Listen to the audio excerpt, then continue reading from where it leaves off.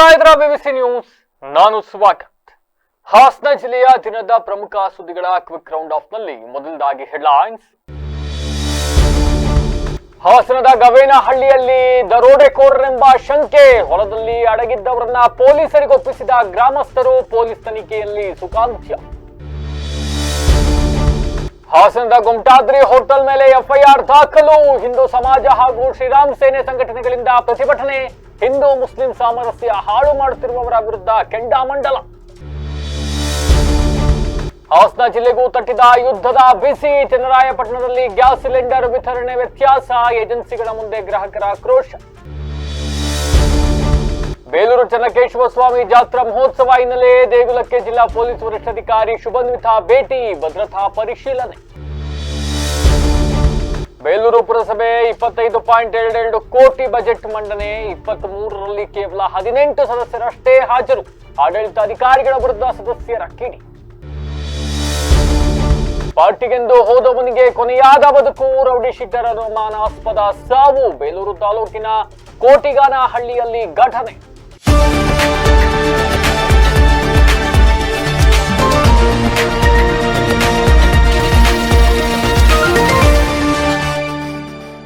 ವಾರ್ತೆಗಳ ವಿವರ.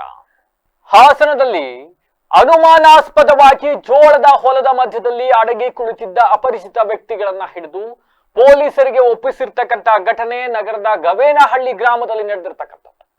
ನೆನ್ನೆ ರಾತ್ರಿ ಗ್ರಾಮಸ್ಥರ ಮನೆ ಬಳಿ ನೀರ್ ಕೇಳ್ಕೊಂಡು ಯಾರೋ ಒಬ್ರು ಅಪರಿಚಿತ ಮಹಿಳೆ ಬಂದ್ರಂತೆ. ಬಂದಿರೋರ್ನ ನೋಡಿ ಅನುಮಾನಗೊಂಡಿದ್ದಾರೆ. ದರೋಡೆಕೋರರಿರಬಹುದೆಂದು ಅನುಮಾನಗೊಂಡು ಮನೆಯ ಮಾಲೀಕರು 112ಗೆ ಮಾಹಿತಿಯನ್ನು ಕೊಟ್ಟಿದ್ದಾರೆ. ಪೊಲೀಸರು ಕೂಡ ಸ್ಥಳಕ್ಕೆ ಬಂದಿದ್ದಾರೆ. ಗ್ರಾಮಸ್ಥರ ಮಾಹಿತಿ ಮೇರೆಗೆ ಸ್ಥಳ ಪರಿಶೀಲನೆ ನಡೆಸಿದ ಮಹಿಳೆಯನ್ನ ವಿಚಾರಿಸಿದ್ದಾರೆ ಪೊಲೀಸರು. ಆಗ ವಿಚಾರಣೆ ವೇಳೆ ಜೋಳದ ಹೊಲದ ಮಧ್ಯದಲ್ಲಿ ಇನ್ನೂ 3 ಜನ ಅಡಗಿ ಕೂತಿರ್ತಕ್ಕಂಥದ್ದು ಬಹಿರಂಗ ಆಗಿದೆ.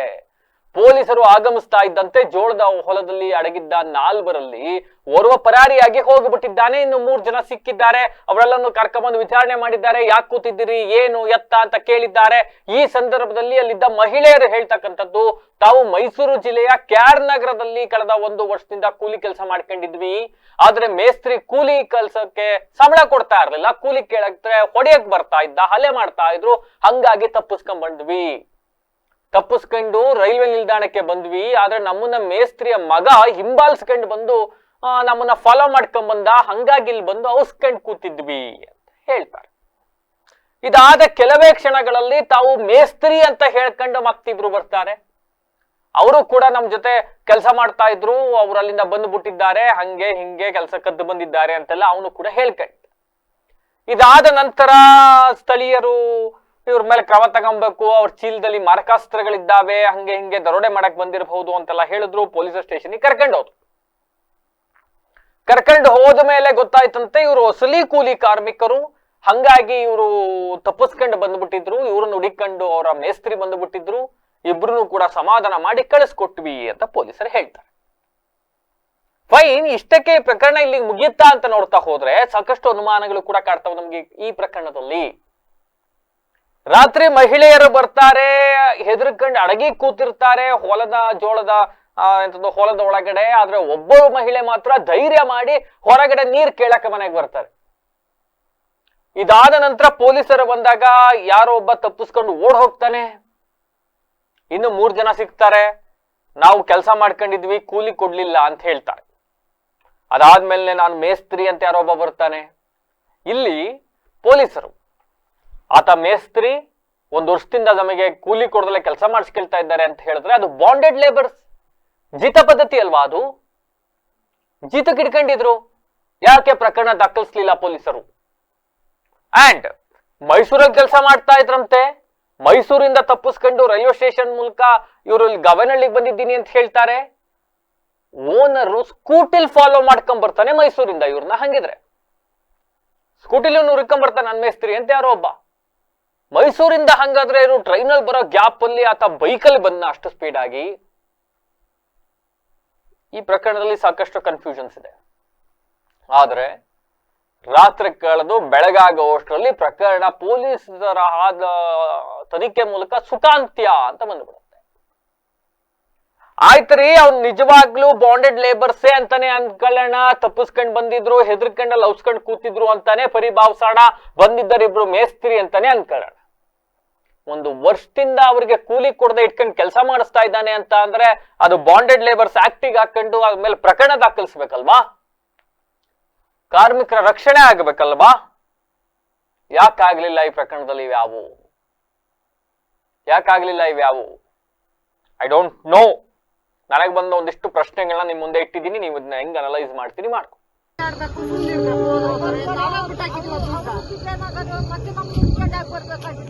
ಈಗ ಅವ್ರ ಮನೆಗೆ ಹೋಯ್ತಾರೆ, ಸುಮ್ನಿರ್ಬೇಕು. ಅದೇ ಕೂಡ್ಕಾಡ್ಬೇಕು.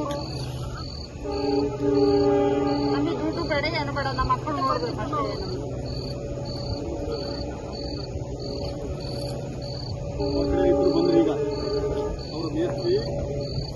ಹಾಸನ ನಗರದ ಗೊಮ್ಟಾದ್ರಿ ಹೋಟೆಲ್ ಸಿಬ್ಬಂದಿ ಮುಸಲ್ಮಾನರ ಮೇಲೆ ಅವಾಚ್ಯ ಶಬ್ದಗಳಿಂದ ನಿಂದನೆ ಮಾಡಿದ್ದಾರೆ ಅಂತಕ್ಕಂಥದ್ದು ಒಂದು ಆರೋಪ. ಅಂಡ್ ಆ ಸತ್ಯಾಸತ್ಯತೆಯನ್ನ ನೋಡದೆ, ಕಾನೂನು ಪಾಲಿಸದೆ ಪೊಲೀಸ್ ಅಧಿಕಾರಿಗಳು ಎಫ್ಐಆರ್ ದಾಖಲಿಸಿರುವುದನ್ನ ಖಂಡಿಸಿ ಹಿಂದೂ ಸಮಾಜ ಹಾಗೂ ಶ್ರೀರಾಮ್ ಸೇನೆ ಸಂಘಟನೆಯಿಂದ ಪ್ರತಿಭಟನೆಯನ್ನ ನಡೆಸಿದ್ದಾರೆ. ಗೊಮ್ಟಾದ್ರಿ ಹೋಟೆಲ್ ಸಿಬ್ಬಂದಿ ಮುಸಲ್ಮಾನರ ಮೇಲೆ ಅವಾಚ್ಯ ಶಬ್ದಗಳಿಂದ ನಿಂದನೆ ಮಾಡಿದ್ದಾರೆ ಅಂತ ಹೋಟೆಲ್ ಮಾಲೀಕರ ಮೇಲೆ ಇಲ್ಲಸಲ್ಲದ ಸುಳ್ಳು ಆರೋಪಗಳನ್ನ ಮಾಡಿ ಎಫ್ಐಆರ್ ದಾಖಲು ಮಾಡಿರ್ತಾರೆ. ಈಗಾಗಲೇ ನಾವು ಸಹ ವಿಡಿಯೋವನ್ನ ವೀಕ್ಷಿಸಿದ್ದೇವೆ. ಅಲ್ಲಿ ಎಲ್ಲಿಯೂ ಕೂಡ ಅಂತಹ ಪದಗಳು ಕಂಡು ಬಂದಿಲ್ಲ. ಆದ್ರೂ ಕೂಡ ಅಂಗಡಿಗೆ ಕಲ್ಲು ಹೊಡಿತೀವಿ, ಮತ್ತೊಂದು ಇನ್ನೊಂದು ಬಾಗಿಲು ಮುಚ್ಚಿಸ್ತೀವಿ ಅಂತಕ್ಕಂಥ ಭಯದ ವಾತಾವರಣ ನಿರ್ಮಾಣ ಮಾಡತಕ್ಕಂಥ ರೀತಿಯಲ್ಲಿ ಸ್ಟೇಟ್ಮೆಂಟ್ ಅನ್ನ ಕೊಡ್ತಾ ಇದ್ದಾರೆ. ಇದು ಹಿಂದೂ ಮುಸ್ಲಿಂ ಸಾಮರಸ್ಯ ಹಾಳು ಮಾಡಕ್ಕೆ ಕೆಲವು ಕಿಡಿಗೇಡಿಗಳು ಹೀಗೆ ಮಾಡಿರ್ತಕ್ಕಂಥದ್ದು. ಹಾಗಾಗಿ ಸರ್ಕಾರ ಈ ಬಗ್ಗೆ ಗಮನ ಹರಿಸಿ ಸೂಕ್ತವಾದ ತನಿಖೆ ನಡೆಸಿ ಕ್ರಮ ತಗೊಬೇಕು ಅಂತ ಆಗ್ರಹಿಸಿದ್ದಾರೆ. ಎನ್ನುವ ಪ್ರತಿಭಟನೆಯಲ್ಲಿ ಹಿಂದೂ ಸಮಾಜ ಹಾಗೂ ಶ್ರೀರಾಮ್ ಸೇನೆಯ ಕಾರ್ಯಕರ್ತರು ಸೇರಿದಂತೆ ಮುಖಂಡರುಗಳು ಹಾಜರಿದ್ದರು. ಈ ಪ್ರಕರಣದಲ್ಲಿ is it Muslim lady are ಯಾರು ಅನ್ಕೊಳ್ಳೋಣ, ದುಡ್ಡು ಕೊಡ್ತೀನಿ ಊಟ ಕೊಡಪ್ಪ ಅಂದಾಗ ನಾನು ಊಟ ಕೊಡೋದಿಲ್ಲ ಅನ್ನೋದು ಮೊದಲನೇ ತಪ್ಪು. ಧರ್ಮಗಳ ಆಧಾರದ ಮೇಲೆ ಪ್ರತಿಭಟನೆ ಮಾಡ್ತಾ ಇದ್ದೀರಲ್ಲ ನಿಮ್ಮ ಮುಖಂಡರುಗಳು, ಇದು ಎರಡನೇ ತಪ್ಪು. ನೆನ್ನೆ ಮಾಡಿರ್ತಕ್ಕಂಥ ಮುಸಲ್ಮಾನ ಮುಖಂಡರುಗಳು ನೆನ್ನೆ ಮಾಡಿದ ಪ್ರತಿಭಟನೆ, ಇವತ್ತು ಅದಕ್ಕೆ ಕೌಂಟರ್ ಆಗಿ ಹಿಂದೂ ಪರ ಸಂಘಟನೆಗಳು ಮಾಡಿರ್ತಕ್ಕಂಥ ಪ್ರತಿಭಟನೆ, ಧರ್ಮಗಳ ಆಧಾರದ ಮೇಲೆ ಈ ಪ್ರತಿಭಟನೆಗಳಾಗಬಾರದು. ಹ್ಯುಮ್ಯಾನಿಟಿ ಗ್ರೌಂಡ್ಸ್ ಅಲ್ಲಿ ಪ್ರತಿಭಟನೆ ಆಗಬೇಕು. ಒಬ್ಬ ಮಹಿಳೆ ಬಂದಾಗ ಊಟ ಕೊಡೋದಿಲ್ಲ, ಮತ್ತೊಂದು ಇನ್ನೊಂದು ಅಂತ ಆತ ಯಾರೊಬ್ಬ ಬೈದಿದ್ದಾನೆ ಎನ್ನುವುದೇ ಆದರೆ ಕೇವಲ ಮುಸಲ್ಮಾನರು ಮಾತ್ರ ಅಲ್ಲ, ಪ್ರತಿಯೊಬ್ರು ಇದ್ರ ಬಗ್ಗೆ ಧ್ವನಿ ಎತ್ತಬೇಕು. ಇನ್ ಹ್ಯುಮ್ಯಾನಿಟಿ ಗ್ರೌಂಡ್ಸ್ ಒಂದು ವೇಳೆ ಆತ ತಪ್ಪೇ ಮಾಡಿಲ್ಲ, ಹೋಟೆಲ್ನ ಸಿಬ್ಬಂದಿ ತಪ್ಪೇ ಮಾಡಿಲ್ಲ, ಆತನ ಮೇಲೆ ಉದ್ದೇಶ ಪೂರ್ವಕವಾಗಿ ಕುತಂತ್ರ ನಡೆಸಿ ಈ ತರ ಷಡ್ಯಂತ್ರ ರೂಪಿಸ್ಬಿಟ್ಟಿದ್ದಾರೆ ಅನ್ನುವುದಾದರೆ ಕೇವಲ ಹಿಂದೂ ಪರ ಸಂಘಟನೆಗಳು ಮಾತ್ರ ಅಲ್ಲ, ಒಬ್ಬನ ಮೇಲೆ ಎಲ್ಲೋ ಸುಳ್ಳು ಅಪವಾದವನ್ನು ಹೊರಿಸ್ತಾ ಇದ್ದಾರೆ ಅಂದಾಗ ಎಲ್ಲರೂ ಕೂಡ ನಿಂತ್ಕೊಂಡು ಅದ್ರ ಬಗ್ಗೆ ಧ್ವನಿ ಎತ್ತಬೇಕು. ಫೈನ್, ನಾವು ಪರಿಶೀಲನೆ ಮಾಡಿದ್ದೀವಿ, ಅಲ್ಲಿ ಯಾವುದೇ ಯಾವ ರೀತಿಯಾದಂತಹ ಪದಗಳು ಬಳಕೆ ಮಾಡಿಲ್ಲ, ಆದ್ರೂ ಕೂಡ ಎಫ್ಐಆರ್ ಮಾಡಿಬಿಟ್ಟಿದ್ದಾರೆ ಅನ್ನೋದಾದ್ರೆ ವೆರಿ ಸಿಂಪಲ್ ಇಶ್ಯೂ ಇದು. ಪೊಲೀಸರು ಎಫ್ಐಆರ್ ಮಾಡಿದ ತಕ್ಷಣ ಯಾರನ್ನು ಏನ್ ಗಲ್ಲಿಗೆ ಹಾಕೋದಿಲ್ಲ ಇಲ್ಲಿ ಅಲ್ವಾ? ಏನ್ DVR ಏನಿದೆ ತಗೊಂಡೋಗಿ ಪೊಲೀಸರಿಗೆ ತೋರಿಸ್ತೀರಿ, ಪೊಲೀಸರು ನೋಡ್ತಾರೆ, ಹೌದಪ್ಪ ಇಲ್ಲಿ ಏನು ಬೈದಿಲ್ಲ ಅಂತಾರೆ. ಬೈದಿಲ್ಲ ಎನ್ನುವುದಾದರೆ, ಆತರ ಪದಗಳನ್ನ ಬಳಕೆ ಮಾಡಿಲ್ಲ ಅನ್ನುವುದಾದ್ರೆ ಕೌಂಟರ್ ಕಂಪ್ಲೇಂಟ್ ಕೊಡಿ. ಯಾರು ಆರೋಪ ಮಾಡಿದ್ದಾರೋ ಅವ್ರ ಮೇಲೆ ಕೌಂಟರ್ ಕಂಪ್ಲೇಂಟ್ ಕೊಡಿ, ಅವ್ರ ಮೇಲೆ ಒಂದು ಎಫ್ಐಆರ್ ಮಾಡಿಸಿ. ಸಿಂಪಲ್ ಅಲ್ಲವೇ? ಬಟ್ ಈ ವಿಚಾರಕ್ಕೆ ಕೋಮು ಬಣ್ಣವನ್ನ ಹಚ್ಚಿ ಹಿಂದೂ ಮುಸಲ್ಮಾನರ ಸಾಮರಸ್ಯಗಳಿಗೆ ಧಕ್ಕೆ ಆಗ್ತಕ್ಕಂಥ ಕೆಲಸನ ಯಾರೂ ಮಾಡಬಾರ್ದು. ಯಾರೋ ಒಬ್ರಿಗೆ ಹೇಳ್ತಾ ಇಲ್ಲ ಇವತ್ತು ಪ್ರತಿಭಟನೆ ಮಾಡೋದು ತಪ್ಪು ಅಂತನೋ, ನೆನ್ನೆ ಅವ್ರು ಮಾಡಿದ ಪ್ರತಿಭಟನೆ ತಪ್ಪು ಅಂತನೋ ಅಂತ ಅಲ್ಲ. ಬಟ್ ಇದು ಹಿಂದೂ ಮುಸಲ್ಮಾನ ಅಂತಕ್ಕಂಥ ಬಣ್ಣ ಕಟ್ಕೊಂಡು ಓಡಾಡೋದು ಬೇಡ ಅನ್ನೋದಷ್ಟೇ ನಮ್ಮ ಉದ್ದೇಶ. ಎಸ್, ಏನ್ ಮಾತನಾಡಿದ್ದಾರೆ? ಕಳೆದ ವಾರ ಹಾಸನದಲ್ಲಿ ಒಂದು ಘಟನೆ ನಡೆದಿದೆ. ಆ ಘಟನೆಯನ್ನು ಬಹುಶಃ ಜನ ಮರಿತಿದ್ರೇನೋ ಗೊತ್ತೇ ಆಗ್ತಿರಲಿಲ್ಲನೋ, ಅದನ್ನು ವೈರಲ್ ಮಾಡಿದ ಕಾರಣ ಎಲ್ಲರಿಗೂ ತಿಳಿತು. ಆ ಘಟನೆಯಲ್ಲಿ ಕೆಲವೊಂದು ಆಕ್ಷೇಪಾರ್ಹದ ಪದಗಳನ್ನು ಬಳಸಿದ್ದಾರೆ ಅಂತ ಕೆಲವೊಂದು ಸಂಘಟನೆಗಳು ಜಿಲ್ಲಾಧಿಕಾರಿ ಹತ್ರ ಬಂದು ಜಿಲ್ಲಾಧಿಕಾರಿಗೆ ಹೇಳಿ ಅವರಿಗೆ ಒತ್ತಡವನ್ನು ಹಾಕಿ ಕೇಸ್ ಮಾಡುವಂಥ ಪ್ರಯತ್ನ ಮಾಡಿದ್ದಾರೆ. ನಾವು ಸಹ ಆ ಸಂಪೂರ್ಣ CDಯ ಅದನ್ನು DVR ಪರಿಶೀಲನೆ ಮಾಡೋದು, ಎಲ್ಲೂ ಪರಿಶೀಲನೆ ಮಾಡಿದಾಗ ಎಲ್ಲೂ ಸಹ ಆಕ್ಷೇಪಾರ್ಹದ ಪದಗಳು ಕಾಣಲಿಲ್ಲ. ಆದರೆ ಕೆಲವರ ಒತ್ತಡದ ಮಣಿದು DC ಅವರು ಪೊಲೀಸ್ ವರಿಷ್ಠಾಧಿಕಾರಿಗಳು ಹೇಳಿ ಇದನ್ನು ಕೇಸ್ ಮಾಡುವಂಥ ಹಂತಕ್ಕೆ ತಲುಪಿದೆ. ಆದರೆ ನಿನ್ನೆನೂ ಸಹ ನಾವು ಪೊಲೀಸ್ ಠಾಣೆಯಲ್ಲಿ ಹೋದಾಗ ಎರಡೂ ಪಾರ್ಟಿಗಳು ಮಾತಾಡಿಸಿ ಇದು ಕೇಸ್ ಬೇಡ ಅಂತ ಹೇಳಿದ್ದಾರೆ. ಆದರೆ ನಮ್ಮ ಆಗ್ರಹ ಏನಂದರೆ, ಇದು ಒಂದು ಯಾವುದೋ ಒಂದು ಅಲ್ಲಿ ಸಿಬ್ಬಂದಿ ಮಾತಾಡಬೇಕಾದ್ರೆ ಅವರು ಅಲ್ಲಿನ ದೂರುದಾರರು ಹೇಳೋದು ಆಕ್ಷೇಪಾರ್ಹ ಮಾತಾಡಿದ್ದಾರೆ ಅಂತ. ಆದರೆ ಇದೆಲ್ಲೂ ಸಾಬೀತಾಗಿಲ್ಲ. ಅಂಥ ವಿಷಯಕ್ಕೆ ನೀವು ಕಲ್ಲು ಹೊಡಿತೀನಿ, ನಾನು ಅಂಗಡಿನ ಹೋಟೆಲ್ನ ಬಾಗಿಲಾಕ್ಸ್ತೀನಿ, ಈ ಥರದ ಒಂದು ಭಯದ ವಾತಾವರಣ ಸೃಷ್ಟಿ ಮಾಡೋದು. ಈಗ ಏನು 2-3 ದಿನ ಮುಂಚೆ ನಮ್ಮ ಗೊಮಟಾದ್ರಿ ಹೋಟೆಲ್ನಲ್ಲಿ ಕ್ಯಾಶಿಯರ್ ಏನು ಮಾತಾಡ್ದ ಒಂದು ಮುಸ್ಲಿಂ ಮಹಿಳೆಗೆ ಅಂತೇಳಿ, ಅದಾದ ನಂತರ ಅವ್ರ ಮೇಲೆ ಕೇಸ್ ಮಾಡೋಕ್ಕೋಗಿ ಮತ್ತು SDP ಸಂಘಟನೆ ಕೂಡ ಬಂದು ಇದ್ರ ಬಗ್ಗೆ ಈ ವಿಚಾರನ ದೊಡ್ಡದು ಮಾಡೋಕ್ಕೇನು ಮಾಡಿದ್ರಲ್ಲ, ನಾವು ಏನಕ್ಕೆ ಅವ್ರಿಗೆ ಮೌಖಿಕವಾಗಿ ಅಥವಾ ನೈತಿಕವಾಗಿ ಅವ್ರ ಬೆಂಬಲಕ್ಕೆ ನಾವು ಹೋಗಿದ್ವಿ. ನಾವು ಮನವಿ ಮಾಡೋದೇನಪ್ಪ ಅಂದರೆ, ಇಂಥ ಸಣ್ಣ ಪುಟ್ಟ ಘಟನೆಗಳು ಇಡೀ ಜಿಲ್ಲೆಯಲ್ಲಿ ನಡೀತಾನೆ ಇರುತ್ತೆ.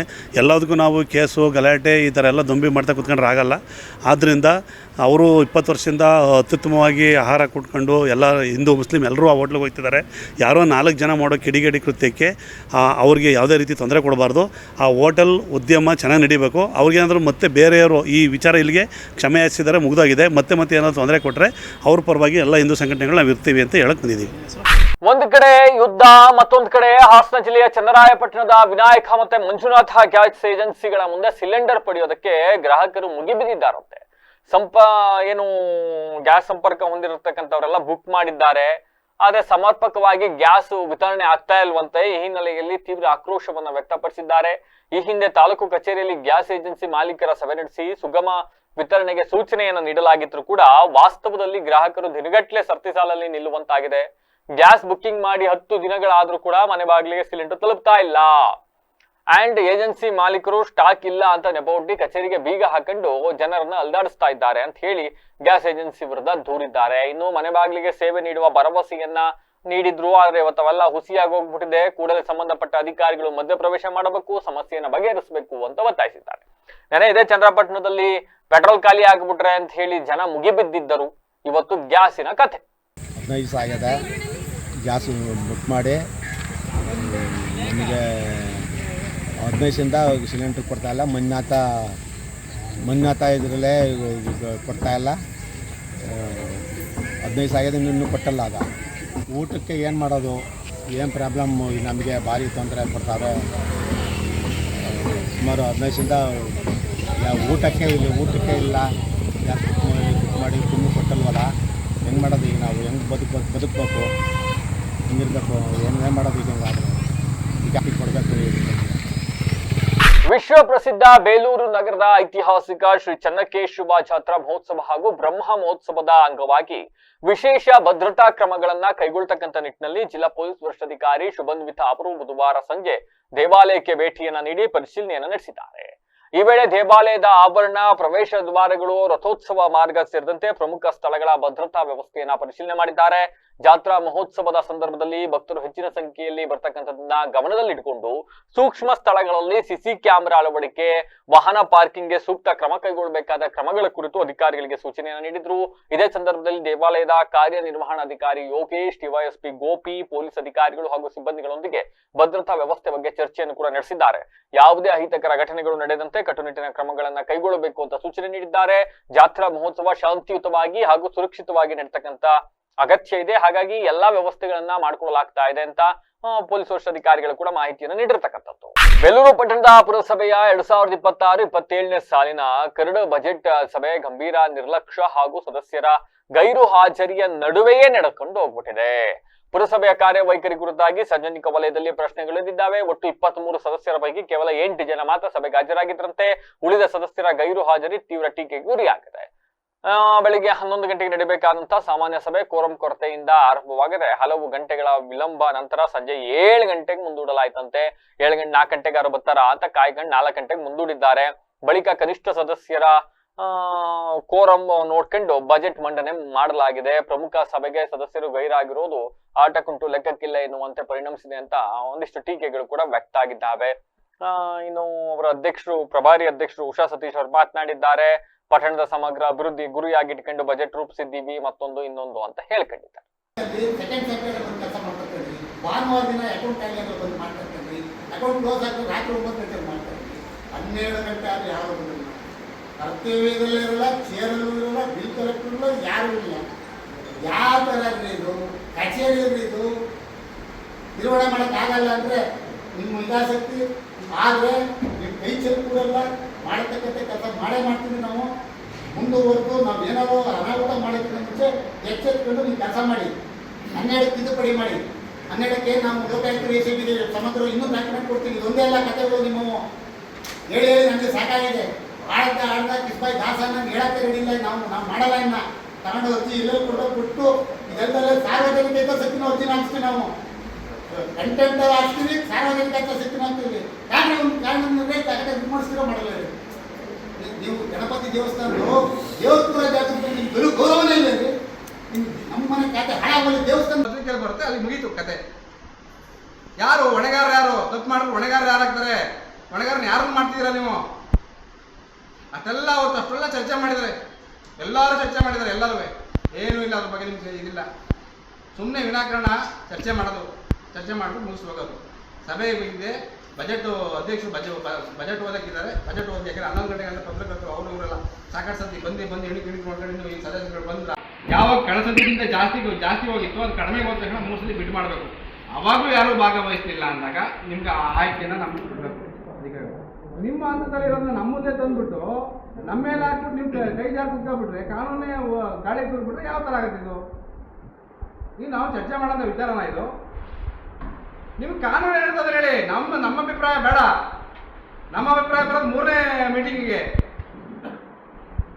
3ನೇ ಹರಾಜಿಗೆ ನಮ್ಮ ಅಭಿಪ್ರಾಯ ಇವಾಗ ಬರುತ್ತಾ? ಬೇಲೂರು ತಾಲೂಕಿನಲ್ಲಿ ರೌಡಿ ಶೀಟರ್ 36 ವರ್ಷದ ಕಾರ್ತಿಕ್ ಎಂಬಾತ ಸಾವು ಇದೀಗ ಹಲವು ಅನುಮಾನಗಳಿಗೆ ಎಡೆ ಮಾಡಿಕೊಟ್ಟಿದೆ. ಹುಟ್ಟುಹಬ್ಬದ ಪಾರ್ಟಿ ಆಚರಣೆಗೆ ಅಂತ ಸ್ನೇಹಿತರೊಂದಿಗೆ ತೆರಳಿದ್ದ ಕಾರ್ತಿಕ್ ಕೋಟಿಗಾನಹಳ್ಳಿ ಬಳಿ ಗಂಭೀರವಾಗಿ ಗಾಯಗೊಂಡ ಸ್ಥಿತಿಯಲ್ಲಿ ಪತ್ತೆಯಾಗಿರ್ತಕ್ಕಂಥದ್ದು. ಕೂಡಲೇ ಆತನನ್ನ ಚಿಕಿತ್ಸೆಗಾಗಿ ಹಾಸನದ ಹಿಮ್ಸ್ ಆಸ್ಪತ್ರೆಗೆ ದಾಖಲಿಸಲಾಗಿದೆ. ಆದ್ರೂ ಕೂಡ ಚಿಕಿತ್ಸೆ ಫಲಕಾರಿಯಾಗದೆ ಆತ ಮೃತಪಟ್ಟಿದ್ದಾನೆ. ಇನ್ನು ಈ ಸಂಬಂಧ ಮೃತನ ಸಹೋದರ ಕೌಶಿಕ್ ಗಂಭೀರ ಆರೋಪಗಳನ್ನ ಮಾಡಿದ್ದು, ಇದು ಆಕಸ್ಮಿಕವಾಗಿ ನಡೆದ ಘಟನೆಯಲ್ಲ, ಬದಲಾಗಿ ಹಳೆ ವೈಷಮ್ಯದ ಹಿನ್ನೆಲೆಯಲ್ಲಿ ಸ್ನೇಹಿತರೇ ಸೇರಿ ನಡೆಸಿದ ಪೂರ್ವ ನಿಯೋಜಿತ ಹತ್ಯೆ ಅಂತ ದೂರಿದ್ದಾರೆ. ಇನ್ನು ಬೇಲೂರು ತಾಲೂಕಿನ ತೊಳಲು ಗ್ರಾಮದ ಬಳಿಯ ಬಾರ್ನಲ್ಲಿ ಪಾರ್ಟಿ ಮುಗಿಸಿ ಬಂದಿದ್ದ ಕಾರ್ತಿಕ್ ಅವತ್ತಿನ ಮರುದಿನ ಬೆಳಗ್ಗೆ ಬೈಕ್ ಸಮೇತ ಗಾಯಗೊಂಡು ಬಿದ್ದಿರ್ತಕ್ಕಂಥ ಸ್ಥಿತಿಯಲ್ಲಿ ಪತ್ತೆಯಾಗಿದ್ದಾರೆ. ಸದ್ಯ ಪೊಲೀಸರು ಪ್ರಕರಣ ದಾಖಲಿಸಿಕೊಂಡಿದ್ದಾರೆ, ತನಿಖೆ ನಡೆಸ್ತಾ ಇದ್ದಾರೆ. ಈಗ ಮತ್ತೊಮ್ಮೆ ಹೆಡ್ಲೈನ್ಸ್. ಹಾಸನದ ಗವೇನಹಳ್ಳಿಯಲ್ಲಿ ದರೋಡೆಕೋರರೆಂಬ ಶಂಕೆ, ಹೊಲದಲ್ಲಿ ಅಡಗಿದ್ದವರನ್ನ ಪೊಲೀಸರಿಗೆ ಒಪ್ಪಿಸಿದ ಗ್ರಾಮಸ್ಥರು, ಪೊಲೀಸ್ ತನಿಖೆಯಲ್ಲಿ ಸುಖಾಂತ್ಯ. ಹಾಸನದ ಗುಮ್ಟಾದ್ರಿ ಹೋಟೆಲ್ ಮೇಲೆ ಎಫ್ಐಆರ್ ದಾಖಲು, ಹಿಂದೂ ಸಮಾಜ ಹಾಗೂ ಶ್ರೀರಾಮ್ ಸೇನೆ ಸಂಘಟನೆಗಳಿಂದ ಪ್ರತಿಭಟನೆ, ಹಿಂದೂ ಮುಸ್ಲಿಂ ಸಾಮರಸ್ಯ ಹಾಳು ಮಾಡುತ್ತಿರುವವರ ವಿರುದ್ಧ ಕೆಂಡಾಮಂಡಲ. ಹಾಸನ ಜಿಲ್ಲೆಗೂ ತಟ್ಟಿದ ಯುದ್ಧದ ಬಿಸಿ, ಚನ್ನರಾಯಪಟ್ಟಣದಲ್ಲಿ ಗ್ಯಾಸ್ ಸಿಲಿಂಡರ್ ವಿತರಣೆ ವ್ಯತ್ಯಾಸ, ಏಜೆನ್ಸಿಗಳ ಮುಂದೆ ಗ್ರಾಹಕರ ಆಕ್ರೋಶ. ಬೇಲೂರು ಚನ್ನಕೇಶವ ಸ್ವಾಮಿ ಜಾತ್ರಾ ಮಹೋತ್ಸವ ಹಿನ್ನೆಲೆ ದೇಗುಲಕ್ಕೆ ಜಿಲ್ಲಾ ಪೊಲೀಸ್ ವರಿಷ್ಠಾಧಿಕಾರಿ ಶುಭನ್ವಿತಾ ಭೇಟಿ, ಭದ್ರತಾ ಪರಿಶೀಲನೆ. ಬೇಲೂರು ಪುರಸಭೆ 25.22 ಕೋಟಿ ಬಜೆಟ್ ಮಂಡನೆ, 23ರಲ್ಲಿ ಕೇವಲ 18 ಸದಸ್ಯರಷ್ಟೇ ಹಾಜರು, ಆಡಳಿತಾಧಿಕಾರಿಗಳ ವಿರುದ್ಧ ಸದಸ್ಯರ ಕಿಡಿ. ಪಾರ್ಟಿಗೆಂದು ಹೋದವನಿಗೆ ಕೊನೆಯಾದ ಬದುಕು, ರೌಡಿ ಶೀಟರ್ ಅನುಮಾನಾಸ್ಪದ ಸಾವು, ಬೇಲೂರು ತಾಲೂಕಿನ ಕೋಟಿಗಾನಹಳ್ಳಿಯಲ್ಲಿ ಘಟನೆ. ಇದಾಗಿತ್ತು ನಾವು ವಿಶೇಷ ನಿರಂತರ ಸುದ್ದಿಗಾಗಿ ನೋಡ್ತಾ ಇರಿ ವಿವಿಸಿ ಟಿವಿ, ಸತ್ಯದ ಕಡೆ ನಮ್ಮ ನಡೆ.